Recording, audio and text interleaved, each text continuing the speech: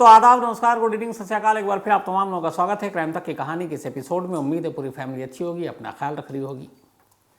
आज की कहानी उस शख्स की कहानी है जो अपने दौर में इस दुनिया का सबसे अमीर आदमी था।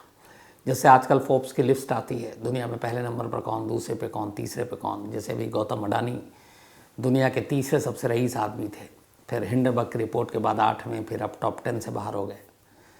तो वैसे ही ये कहानी है 70s के दौर की, दुनिया के सबसे अमीर आदमी पहले नंबर पर। नाम था जे पॉल गेट्टी। जे पॉल गेट्टी एक तेल के कारोबारी, इंग्लैंड में पैदा हुए लेकिन फिर बाद में अमेरिका शिफ्ट हो गए और वहीं अपना कारोबार फैलाया। पूरी दुनिया में गेट्टी ऑयल के नाम पर एक कामयाब कारोबारी, बिजनेसमैन।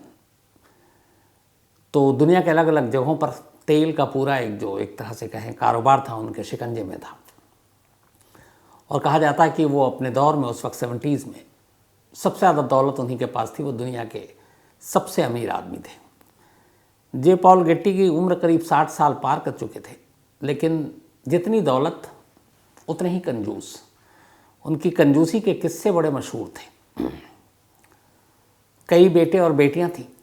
एक बेटा जिसकी 12 साल की उम्र में ब्रेन ट्यूमर की वजह से डेथ हो गई थी। तो जे पॉल गेट्टी का इस बच्चे की मौत पर बड़ा सदमा लगा उन्हें।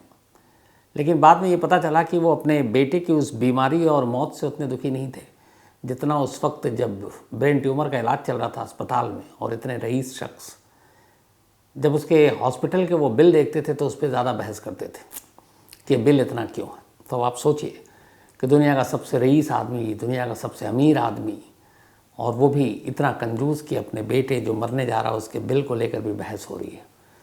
तो ये होता ऐसा नहीं है कि जो अमीर होते हैं उन्हें पैसे की कदर नहीं होती या फिर वो कंजूस नहीं होते, लेकिन जे पॉल गेट्टी की कंजूसी कुछ ज़्यादा ही मशहूर थी। उनका एक बेटा था जो इटली में रहा करता था, और वो इसलिए कि जे पॉल गेट्टी ने पूरा इटली का ऑयल का जो बिज़नेस था वो अपने उस बेटे के हवाले कर रखा था कि वहाँ के तुम एक तरह से इंचार्ज हो, तुम देखो। तो बेटा वहीं रहता था। एक गोल्फर लड़की से प्यार हुआ, उससे शादी कर ली। शादी के बाद एक बेटा हुआ जिसका नाम उसने अपने पिता के नाम पे ही रखा, जे पॉल गेट्टी थर्ड। 1957 में जे पॉल अपने इस पोते को देखने के लिए भी इटली आए थे जब वो पैदा हुआ था। उसके बाद खैर वो चले गए। अब धीरे धीरे जे पॉल गेट्टी बड़ा हो रहा है, लेकिन कुछ साल के बाद ही उसकी माँ और बाप, उन दोनों के बीच में कुछ अनबन हुई और दोनों ने तलाक ले लिया। तलाक लेने के बाद जे पॉल गेट्टी के पिता ने दूसरी शादी कर ली और वो वहाँ से फिर इंग्लैंड शिफ्ट कर गए, जबकि गेट्टी जो है वो अपनी माँ के साथ इटली में ही रहा। और इटली में ही उसने अपनी पढ़ाई लिखाई शुरू की। स्कूल कॉलेज के ज़माने से ही वो अपना विरोध प्रदर्शन और ये सारी चीज़ें, नाइट क्लब पार्टी, इन सब का शौकीन आदी था। और उसी दौरान में, ये जिस वक्त की बात है 73 में, तब जे पॉल गेट्टी तेल के कारोबारी, उनकी लिस्ट आई थी कि दुनिया के सबसे अमीर आदमी। तो ये उसी दौरान की बात है। तारीख थी 10 जुलाई 1973, 10 जुलाई 1973। वक्त सुबह के 3 बजे का था। रोम के पास जे पॉल गेट्टी एक नाइट पार्टी करके अपने घर लौट रहा था। जब वो घर लौट रहा था तभी अचानक एक कार उसके पास आकर रुकी और उससे पूछा गया, वो पैदल ही चल रहा था क्योंकि घर पास में ही था, कि तुम्हारा नाम जे पॉल गेट्टी है? उसने कहा हाँ। तब उसकी उम्र 16 साल थी, 16 साल का हो चुका था। जैसे ही उसने कहा कि हाँ मेरा नाम ये है, तो तमंचे के दम पर उसको उस कार के अंदर बिठा लिया गया जबरन। इसके बाद उसे ले जाया गया रोम से कुछ दूर एक पहाड़ी इलाका, वहाँ पे एक गुफा, और वहाँ ले जाकर उसको रखा गया और उसे बताया गया कि अब तुम किडनैप हो चुके हो। जे पॉल गेट्टी हंसा भी कि हमारे पास इतने पैसे नहीं, क्या फ़ायदा। लेकिन किडनैपर को ये मालूम था कि दुनिया के सबसे रईस इंसान का पोता है, तो पैसे तो कहीं नहीं गए। 2 दिन तक खामोश रहे किडनैपर। 2 दिन के बाद गेट्टी की माँ गेल को फ़ोन किया और कहा कि आपका बेटा जो 2 दिन से गायब है वो हमारे पास है, हमने उसे किडनैप किया है और हम आपको बताएंगे आगे क्या करना है। कोई डिमांड नहीं, कुछ नहीं, फ़ोन काट दिया। किडनैपर भी अब वेट कर रहे थे फिर कुछ दिन बीता, उसके बाद उन्होंने उसकी माँ को फ़ोन किया और कहा। इस दौरान में माँ ने भी अब पुलिस में कंप्लेंट लिखा दी। 2 दिन के बाद जो फ़ोन किया था, उसके बाद फिर कुछ दिन इंतज़ार किया और कॉल किया गेट्टी की माँ को और कहा कि अगर अपने बेटे को ज़िंदा और सही सलामत चाहते हो तो उस वक्त $17 मिलियन, $17 मिलियन रैंसम के तौर पर तुम्हें देना और कहाँ पहुँचाना वो हम बताएंगे। गेट्टी की माँ हंसी फ़ोन पर ही, कह रही आप क्या डिमांड कर रहे हो, आपको पता भी है $17 मिलियन मैंने देखा ही नहीं है, तो मैं आपको कहाँ से दूंगी, आपने कुछ गलत आपको जानकारी मिली है। किडनैपर भी हंसता है, कहता हमें मालूम है कि जे पॉल गेट्टी कौन है और इसका दादा कौन है। इसका दादा दुनिया का सबसे रईस आदमी है। तो 17 मिलियन, और उस वक्त जो है जब ये किडनैपिंग हुई थी, करीब $12 बिलियन के मालिक हुआ करते थे जे पॉल गेट्टी। $12 बिलियन, मिलियन भी नहीं बिलियन। तो किडनैपर ने कहा कि हमने तो सिर्फ $17 मिलियन मांगे हैं, ये तो बूंद के बराबर है उसकी पूरी कमाई और दौलत में से। लेकिन गेट्टी की माँ समझाती रही। उसने कहा कि देखो हमारा डिवोर्स हो चुका है, अब मेरा अपने इन लॉज़ के साथ कोई रिश्ता नहीं है, कई साल हो गए हमने कोई बात नहीं की। मैं अपने बेटे को यहाँ रोम में पाल रही हूँ। जिस पति से मेरा डिवोर्स हुआ उसने अपनी दूसरी शादी कर ली, वो ब्रिटेन में है। और जहाँ तक इसके दादा की बात है, दुनिया के सबसे रईस आदमी, तो उनसे भी हमारा कोई अब रिश्ता नहीं है, क्योंकि डिवोर्स के बाद सब कुछ ख़त्म हो चुका है। तो बेशक वो पोता होगा, लेकिन वो उसके लिए इतने पैसे क्यों देंगे। किडनैपर ने कहा हमें मालूम है, वो अपने पोते को बचाने के लिए देंगे। अब इसके बाद फ़ोन रखा गया। अब माँ परेशान, धमकी भी दी जा चुकी थी। किसी तरीके से ये बात अब अखबारों में भी आ गई। अब अखबार में भी हेडलाइन यही है कि दुनिया के सबसे अमीर आदमी जो अमेरिका में है, उसके पोते का इटली में किडनैप हो गया, 17 मिलियन रैंसम मांगा है, और जे पॉल गेट्टी का पोता ही। अब ये बात अमेरिका तक पहुंची, गेट्टी के दादा तक पहुंची, न्यूज़ वाले वहाँ भी पहुंच गए। तो उनसे पूछा गया कि आपके पोते का किडनैप हो गया है, तो आप क्या रैंसम देंगे। उस वक्त एक कोट आया था जे पॉल गेट्टी का, अखबारों में छपा। उन्होंने कहा कि मेरे कुल 14 ग्रैंडसन हैं, 14 पोते हैं। अगर मैंने एक के लिए रैंसम की रकम दे दी तो फिर मेरे बाकी के 14 पोते भी किडनैप हो जाएंगे, तो मैं हर एक का रैंसम नहीं देना चाहता हूँ। ये कहकर उन्होंने मना कर दिया। अब इधर इसके बाद ये हुआ कि अलग अलग खबरें आने लगी। पहले तो खुद जे पॉल गेट्टी को ये लगा कि उनका पोता उनसे मजाक कर रहा है और अपनी माँ के साथ मिलकर कुछ पैसे ऐंठने की साजिश कर रहा है, क्योंकि दौलत है और उन्हें पता है कि दुनिया में सबको पता है कि वो बहुत कंजूस आदमी है, तो वैसे तो पैसे निकालेगा नहीं। तो ये कि इन्होंने नाटक किया है झूठी किडनैपिंग का, और उसके ज़रिए ये पैसा मांगने की कोशिश कर रहे हैं। अखबारों में भी इस तरह की खबरें छपी कि ये शायद साजिश है, किडनैपिंग हुई नहीं है, क्योंकि दिन बहुत बीतते जा रहे हैं। अब पहले यही सारी चीज़ें हैं, तो लोगों ने इसको हल्के में लिया। खुद दादा भी, जो दुनिया का सबसे रईस आदमी, इसको हल्के में ले रहा है। धीरे धीरे वक्त बीता, महीने बीत गए, लेकिन अभी भी कोई डील नहीं, नेगोशिएशन नहीं। पैसे की जब बातचीत हो, पॉल गेट्टी साफ मना कर दे कि मैं तो पैसे दूंगा नहीं। तो अब हर एक को लग रहा था कि ये नाटक है, नौटंकी है। इधर जो किडनैपर थे, इटली के माफिया थे, वो उन्होंने उठा तो लिया जे पॉल गेट्टी को। अब रख रहे हैं, पैसे मांग रहे हैं 17 मिलियन। माँ उधर ये कह रही है, दादा उधर ये स्टेटमेंट दे रहे हैं, वो सब पढ़ भी रहे हैं अखबारों में। उन्हें लगा ये हो क्या गया। और इधर बच्चे को भी एक गुफा में रखे हुए, उसको टॉर्चर करें, मारे पीटे, लेकिन रखना भी है, खिलाना भी है। तो उन्होंने कहा कि इतना टाइम भी बीत रहा है, क्या करें। परेशान होकर वो इटली के जो किडनैप किया था माफिया, वो शायद छोटे गैंग वाले थे, उन्होंने बड़े माफियाओं से कांटेक्ट किया और कहा कि यार दुनिया के सबसे अमीर आदमी को हमने के पोते को किडनैप कर रखा और हमारे पास है, डील हो नहीं पा रही है। बड़े माफिया ने कहा चलो इसको हम देखेंगे, बड़ा केस है। तो उन्होंने उस बच्चे को उन किडनैपर से ख़रीद लिया कि ठीक है तुम इतने पैसे ले लो, ये बच्चे हमारे हवाले कर दो, बाकी का आगे हम देखेंगे। उसने भी दे दिया कि कौन इतना झंझट पाले, महीने से ऊपर हो चुका है। अब जे पॉल गेट्टी दूसरे किडनैपर के हाथों बिक चुका है। ये पहले वाले से ज़्यादा प्रोफेशनल और ज़्यादा ख़तरनाक थे। इन्होंने कहा कि ज़्यादा टाइम नहीं लगाऊंगा। अब इन्होंने फिर से रैंसम कॉल मांगना शुरू किया, धमकाना शुरू किया। बट इधर से कोई रिस्पॉन्स नहीं आ रहा। माँ बार बार वही दुहाई दे रही है कि मेरे पास इतने पैसे नहीं है, आपको गलतफहमी हुई है, जिस रईस शख्स के नाम पे आपने किडनैप किया है मेरे बच्चे को, उनसे हमारा अब रिश्ता नहीं है, डिवोर्स हो चुका है, पैसे 17 मिलियन लाऊं कहाँ से। लेकिन अब ये किडनैपर प्रोफेशनल और ज़्यादा ख़तरनाक थे। इन्होंने कहा कि बात ऐसे नहीं बनी कि उन्हें ये भी पता था कि बहुत सारे लोग डाउट कर रहे हैं कि ये किडनैपिंग नहीं है, मजाक है। उन्होंने कहा रुको बताता हूँ। अच्छा, ये जुलाई में किडनैपिंग हुई थी, अक्टूबर का महीना आ गया, मतलब अगस्त सितंबर अक्टूबर 3 महीने बीत चुके हैं। अक्टूबर के एंड में अब जो दूसरा इटालियन माफिया जिनके कब्ज़े में है ये बच्चा, उनकी मतलब बर्दाश्त की हद ख़त्म हो गई। उन्होंने कहा कि अब कुछ करके दिखाना पड़ेगा। अक्टूबर के एंड में इन्होंने इस जे पॉल गेट्टी को जिस जगह पे रखा था कब्ज़े में, वहाँ एक कुर्सी पे बिठाया, उसे खूब शराब पिलाई और कहा कि तुम्हारे अब 3-4 महीने में बाल बहुत बड़े हो गए, तो तुम्हारी कटिंग करनी है।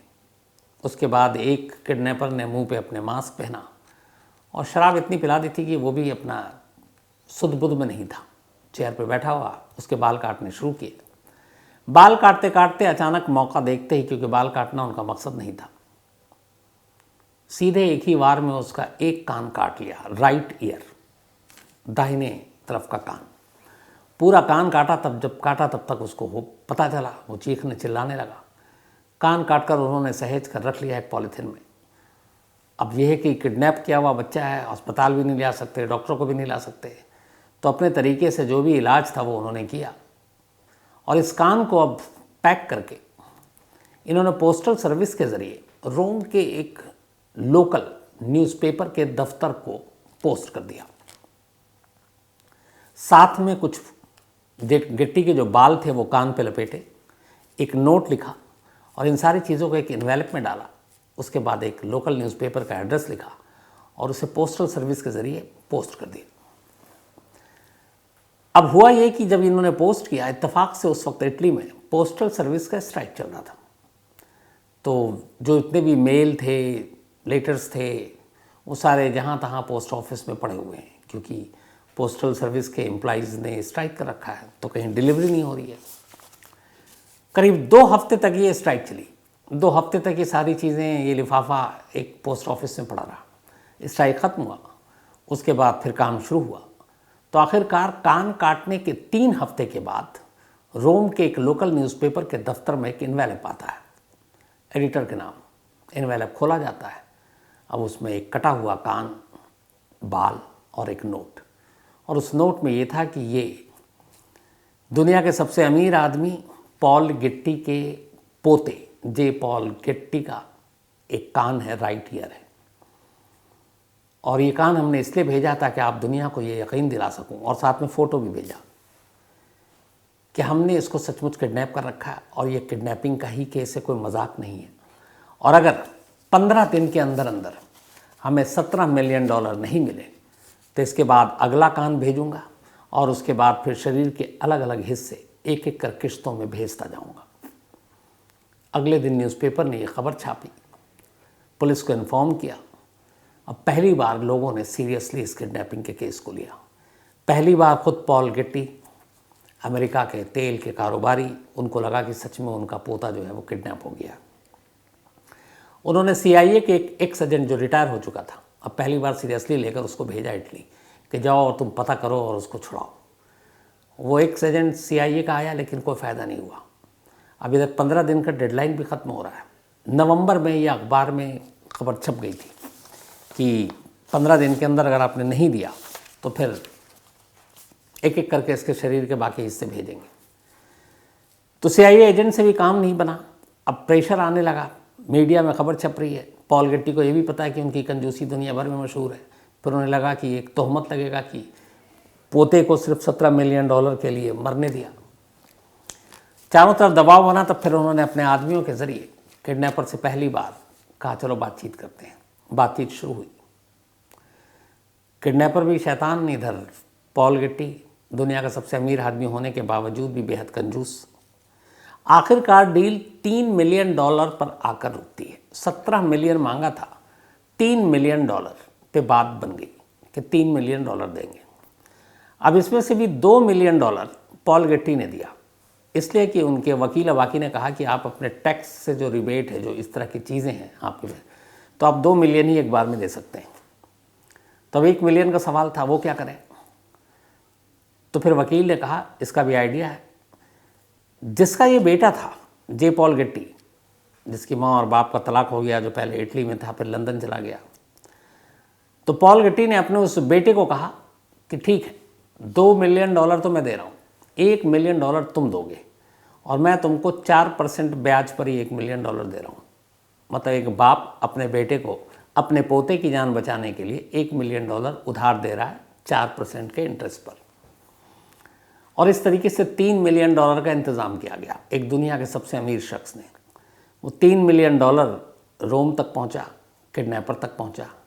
किडनैपर को जब पैसे मिल गए तो 15 दिसंबर 1973, किडनैपिंग के ठीक 5 महीने के बाद 10 जुलाई 1973 को किडनैप हुआ था जे पॉल गेट्टी, और 15 दिसंबर 1973 को, 15 दिसंबर 1973 को $3 मिलियन मिलने के बाद रैंसम के तौर पर रोम के बाहर एक सड़क पर उसे छोड़ दिया गया। इसके बाद वो रोम पहुंचता, अपनी माँ के पास पहुंचता है। इधर उसकी अब तबीयत ख़राब हो गई थी, इसलिए कि उसका जो कान काटा तो उसको लेके बहुत सारे इन्फेक्शन हो गए, इलाज हुआ नहीं था, ब्लड गिरा, इलाज टाइम पे मिला नहीं, तो उसे अस्पताल ले जाया गया। और उस 5 महीने के ट्रॉमा ने 16 साल के जे पॉल गेट्टी के दिमाग पे बहुत ज़्यादा असर डाला। उसे ये भी था, बीच में उसने एक लेटर भी लिखा था अपनी माँ को किडनैपर के कहने पर कि प्लीज़ मेरी जान बचा लो, ये जो पैसे मांग रहे हैं आप दे दो। करीब 3-4 महीने पहले ही मतलब रिहाई के, लेकिन दादा ने तब भी नहीं सुनी थी। तो ये लेटर भी उसका न्यूज़पेपर में पब्लिश हुआ था और पॉल गेट्टी तक भी ये लेटर पहुंचा, लेकिन तब भी उन्होंने पोते को रिहा कराने के लिए उस वक्त अपनी कंजूसी की वजह से बहुत आगे आकर मदद करने को तैयार नहीं थे। तो 5 महीने के बाद वो किडनैपर के चंगुल से तो आज़ाद हो गया, लेकिन वो 5 महीने जो कब्ज़े में रहा, जिस तरीके से उसको टॉर्चर किया गया, वो उसके दिमाग में घर कर गया। कान वैसे ही कटा था, इन्फेक्शन था, धीरे धीरे अब उसको कई सारी बीमारियां होने लगी। और इसके बाद उसने इटली छोड़ा और फिर वो न्यूयॉर्क नहीं, यूएस पहुंचा, और यूएस में फिर वो कैलिफोर्निया पहुंचा। वहाँ रहम खाकर उसके दादा ने बेवर्ली हिल्स पे उसको एक घर दिया। बाद में उस घर को एक तरह से हॉस्पिटल में तब्दील कर दिया गया कि उसको फिर स्ट्रोक पड़ा और पैरालाइज हो गया, चेयर पे बैठता था। लेकिन फिर यह है कि जो कान कटा उस कान को प्लास्टिक सर्जरी के जरिए उसने लगवाया। 2011 में 54 साल की उम्र में जे पॉल गेट्टी की ऐसी ही तमाम बीमारियों से, क्योंकि स्ट्रोक के बाद वो कभी ठीक से संभल नहीं पाए, तो 54 साल की उम्र में 2011 में जे पॉल गेट्टी, जिसका 1973 में किडनैप हुआ था, उसकी मौत हो गई। जब उसकी मौत की खबर आई तो अखबारों में ये खबर छपी थी, जिसकी हेडलाइन थी कि हिंदी में ये थी कि जे पॉल गेट्टी थर्ड, चूँकि दादा का भी नाम यही था, इज़ डेड। और आगे वही था एक क्वेश्चन मार्क के साथ कि क्या उसका कान किडनैपर ने काटा था। ये क्वेश्चन मार्क था। ये क्वेश्चन मार्क और ये लाइन इसलिए लिखी गई थी क्योंकि उस वक्त तमाम लोग यही मानकर चलते थे कि किडनैपर ने कान नहीं काटा था। अगर दादा कंजूस न होते तो शायद कान भी नहीं कटता, शायद 5 महीने तक वो किडनैपर के चंगुल में भी नहीं रहता, शायद उसको मेंटल ट्रॉमा इतना झेलना नहीं पड़ता, शायद उसको स्ट्रोक नहीं पड़ता, शायद वो कुर्सी पर ना होता, और शायद 54 साल की उम्र में उसकी मौत नहीं होती। तो तमाम लोगों का यही मानना था कि कान बेशक अपने हाथों से किडनैपर ने काटा हो, लेकिन उन हाथों को इशारा उसके कंजूस दादा ने ही दिया था। अगर वो वक्त पर मान लेते बातें और समझौता हो जाता तो बहुत जल्दी आज़ाद हो जाता। लेकिन दुनिया में बहुत सारे ऐसे कंजूस लोग होते हैं जिनके लिए पैसा सब कुछ होता है। तो ये कहानी दुनिया के ऐसी एक सबसे अमीर शख्स लेकिन सबसे बड़े कंजूस की कहानी और उसके पोते की किडनैपिंग की कहानी थी। तो कहानी ख़त्म करूं उससे पहले वही अपना सिलसिला। आज एडवोकेट उत्तम भाले राव जी का जन्मदिन है और ये पहले एसीपी थे महाराष्ट्र पुलिस में। जब ये रिटायर हुए फिर उन्होंने कानून की पढ़ाई की और अब प्रैक्टिस कर रहे हैं। और ऐसी चीज़ें अच्छी लगती हैं क्योंकि इंसान हमेशा कुछ ना कुछ करता रहे। तो एक तो हैप्पी बर्थडे उत्तम भालेराव जी, आपको बहुत बहुत, और आपके परिवार को और हम सबको भी आप पे गर्व है। और ये अमित ज्योति सुमित एंड फैमिली ने भेजा है। तरुण गाजा 3rd को इनका बर्थडे था, तो बिलेटेड हैप्पी बर्थडे तरुण। और ये भेजा है अंजना, बल्कि इनकी वाइफ अंजना का 24 दिसंबर को था और मैंने शायद तब भी नहीं किया था, ये नाराज़ थे। तो तरुण गाजा बिलेटेड हैप्पी बर्थडे कल के लिए, और बिलेटेड हैप्पी बर्थडे आपकी वाइफ अंजना को भी 24 दिसंबर को था। इसके अलावा अनु शर्मा का भी आज जन्मदिन है, तो हैप्पी बर्थडे अनु। साथ ही वर्षा, इनका जन्मदिन कल है। एडवांस में आपको, क्योंकि कल संडे है तो कहानी तो होती नहीं, तो एडवांस में हैप्पी बर्थडे वर्षा। और ये अर्जुन ने भेजा है। इसके अलावा दिवाकर कुमार, इनका भी जन्मदिन है, तो हैप्पी बर्थडे दिवाकर, और ये बिहार शरीफ से है। साथ ही कीर्ति विश्वकर्मा, इनका भी जन्मदिन है, तो हैप्पी बर्थडे कीर्ति। और ये अनुराग यादव ने भेजा है। DKM ढाबी, इनका भी जन्मदिन है, तो हैप्पी बर्थडे ढाबी साहब। और ये BJ माहिर ने भेजा है। साथ ही रितेश जायसवाल, इनका भी आज बर्थडे है, तो हैप्पी बर्थडे रितेश जी। और शकुन जायसवाल जी ने भेजा, उनके पति हैं ये। रोशन, इनका भी बर्थडे है, तो हैप्पी बर्थडे रोशन, ये बिहार से हैं। साथ ही नागार्जुन भाई जी, इनका भी आज जन्मदिन है, तो हैप्पी बर्थडे नागार्जुन भाई जी। और प्रमार करण साहब ने भेजा, उनके पिता हैं ये, और यरूशलेम से। साथ ही विशाल भार्गव, इनका भी जन्मदिन है, तो हैप्पी बर्थडे विशाल, ये सिवान से हैं। And thank you so much invite के लिए। कभी मौका मिला तो ज़रूर आऊँगा, लेकिन आप बर्थडे अपना एंजॉय कीजिए। इसके अलावा सुभाष जी शिवांश, बल्कि सुभाष जी एंड शिवांश, इन दोनों का जन्मदिन है। तो सुभाष जी और शिवांश, आप दोनों को बहुत बहुत बधाई। और रमेश चेचू ने भेजा है। हीना सिंह एंड विशाल सिंह, ये दोनों हस्बैंड वाइफ हैं, और दोनों का कल 3 फरवरी को जन्मदिन था। तो हीना आपको भी और विशाल आपको भी, दोनों को हैप्पी बर्थडे। इसके अलावा आयुष लांबा, इनका जन्मदिन 2 को था, मिस हो गया था, तो बिलेटेड हैप्पी बर्थडे आयुष। और संदीप लांबा जी ने भेजा, उनके बेटे हैं, और पीपली गांव से हैं। पीपली गांव बहुत फेमस एक पिक्चर की वजह से भी हुआ। हरपाल सिंह जी, इनका भी जन्मदिन है, तो हैप्पी बर्थडे हरपाल सिंह जी। और ये अमन शर्मा जी ने भेजा, बल्कि इनका 2 फेब को ही था बर्थडे। इसके अलावा करुण पांड्या, इनका भी 2 फेब को बर्थडे था, तो बिलेटेड हैप्पी बर्थडे करुण जी। साथ ही रूबी अंसारी और सिराज अंसारी, कल इनकी एनिवर्सरी थी, आप दोनों को भी बहुत बहुत मुबारक बधाई। इसके अलावा अनुरा बंडारा, और ये श्रीलंका से हैं। And thank you so much आपके इस मेल के लिए अनुरा, और बस आपका प्यार यूं ही बना रहे। असद समदनी, ये नासिक से हैं, ऑल द बेस्ट असद। साथ ही नीलेश जामगढ़े, जो आपने आइडिया दिया नीलेश भाई, उस पर ज़रूर अमल करेंगे जल्दी। And thank you so much आपके मेल के लिए, प्यार के लिए। मनु रावल, ये महसाणा गुजरात से हैं, thank you so much Manu आपका भी। इसके अलावा चंदन कुमार डे, एक तो इन्होंने 2 स्टोरी की फरमाइश की, थैंक यू। और जो 2 स्टोरी की फरमाइश नहीं, बल्कि एक स्टोरी पे गलती थी, एक बैनर्जी और मैंने ही सुना दी थी, और उसमें कुछ फैक्ट्स अलग अलग थे। कई बार हम इंसान में गलतियाँ हो जाती हैं, कोशिश करेंगे कि ऐसा ना हो। चंदन और श्वेता गोस्वामी, इन्होंने एक कहानी की फरमाइश की है, तो ज़रूर सभी की बारी बारी से पूरी होगी। फिलहाल कहानी में आज इतना ही। अब आपसे मुलाकात होगी मंडे को किसी नई कहानी के साथ। तब तक अपना ख्याल रखिएगा। Thank you very much.